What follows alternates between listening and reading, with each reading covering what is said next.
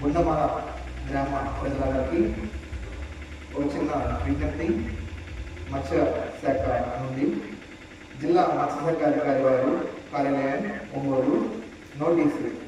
ఇందు మూలంగా ప్రభుత్వ ఉత్తర్వులు మేరకు ప్రకాశం జిల్లాలోని తీర ప్రాంత గ్రామాల సాగర మత్స్యకారులకు అందరికీ తెలియజేయడం ఏమనగా, సముద్రంలో వేట నిషేధ కాలము ఈ నెల అనగా తేదీ 15/4/2026 తేదీ నుండి 14/6/2026 వరకు అనగా 61 రోజులు సముద్రంలో చేపల వేట నిషేధ కాలము అమల్లో ఉన్నది.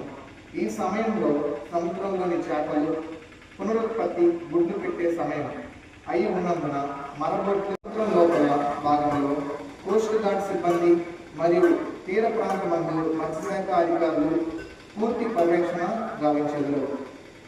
నిషేధ కాలం అమలులో యాంత్రిక పడవలు మరబోట్లతో మత్స్యకారులు సముద్రంలో వేట చేసినట్లు గుర్తించినట్లయితే ప్రభుత్వ ఉత్తర్వుల ప్రకారం జరిమానా అమలు పరచ AP MFR marine regulation 1995 section 4 చట్టం ప్రకారంగా చర్యలు తీసుకోబడతాయని తెలియజేయడమైనది.